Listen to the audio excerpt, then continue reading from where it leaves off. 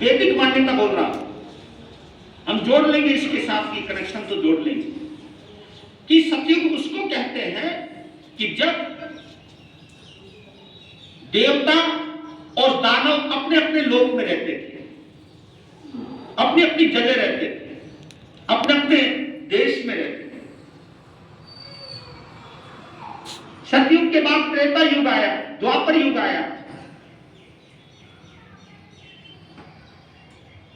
द्वापर या त्रेता जो भी आप समझे, एक युग आया जब देवता एक ही लोक में रहने लगे, एक ही लोक में रहने लगे।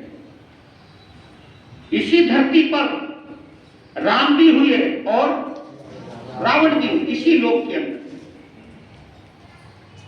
फिर एक ऐसा द्वापर युग आया या त्रेता युग आया, मैं यहां पे थोड़ा कंफ्यूज हूं, एक ऐसा युग आया जब एक ही परिवार के अंदर देवता और दानव रहने लगे, एक ही परिवार में, जिनको हम कहते हैं कौरव और पांडव। एक ही परिवार में रहने लगे, एक ही घर में रहने लगे, एक ही छत के नीचे रहने लगे। स्थिति बदली है, स्थिति। एक वक्त उसको सतयुग कहते थे जब देवता अपनी जगह, दानव अपनी जगह। फिर वक्त बदला, देवता और दानव एक ही लोक में आ गए।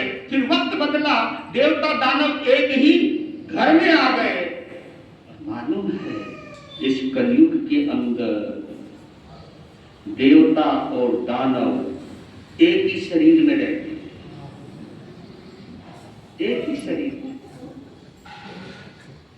उस दानव का नाम है दिमाग। स्वार्थी है ये।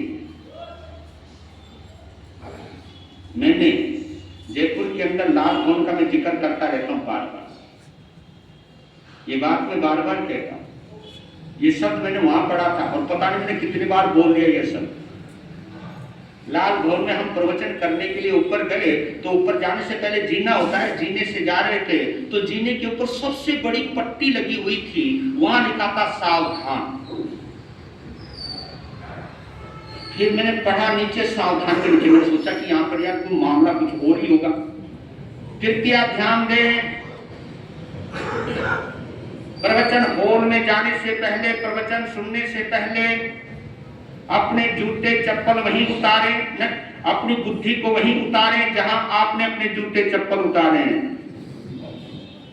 कमाल है, क्या बोला मैंने?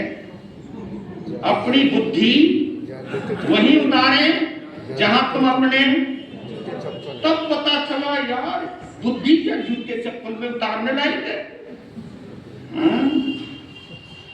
क्योंकि संप्रदाय की बात, संसार की बात, व्यापार की बात, नफे नुकसान की बात, ये सब बुद्धि करती है।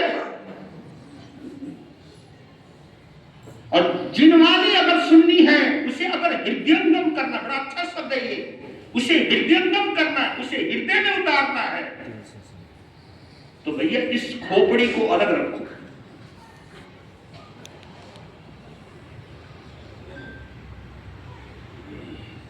आपको मालूम है सतयुग के अंदर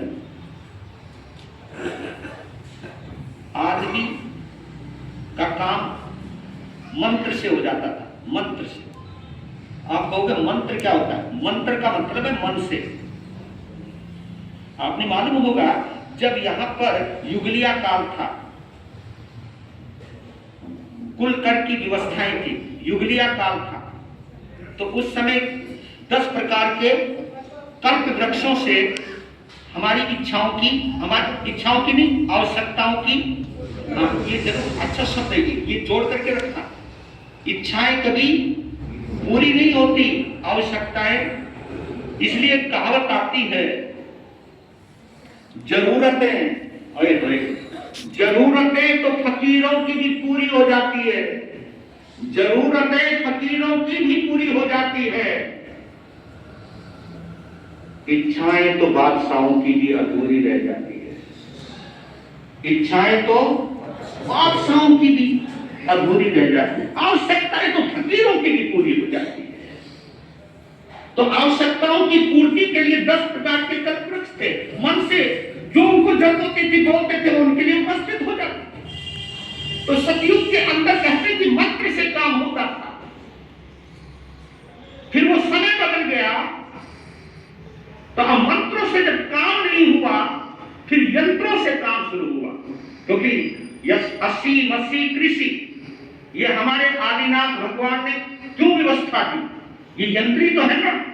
फिर यंत्र पैदा किए कि खेती किस तरह बनानी है, फसल किस तरह उगानी है, क्योंकि अब कल्प वृक्षों से काम नहीं होएगा और तुम्हें अपनी मेहनत करनी पड़ेगी। कुछ यंत्र आए, और यंत्र के दो अर्थ निकलते हैं भैया, यंत्र के दो अर्थ निकलते हैं। यंत्र का मतलब मशीन भी होता है, और यंत्र का मतलब वो भी होता है मंत्रों को पढ़ते हुए, उनकी मात्राओं को, उनके शब्दों को इकट्ठा करते हुए कुछ संख्या बनाना, कुछ संख्याएं बनाना, और संख्याओं को फिर कोष्टक में डालना। जैसे 65 यंत्र, तुम्हें दिया भी होगा इन्होंने, वो 65 यंत्र तो तुम्हारा भला हो, तुम्हें पता नहीं, संतों ने भी बोल दिया होगा तुम्हें, इसको ले जाके गुल्लक में रख लिए, इसको यहाँ रख लीजिए।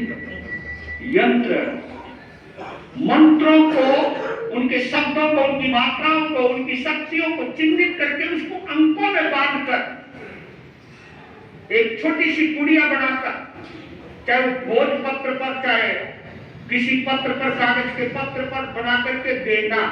यंत्रों से काम होने लगा कि फिर कुछ वक्त ऐसा आ गया, यंत्रों ने भी काम करना बंद कर दिया। फिर तंत्र शुरू हुआ। तंत्र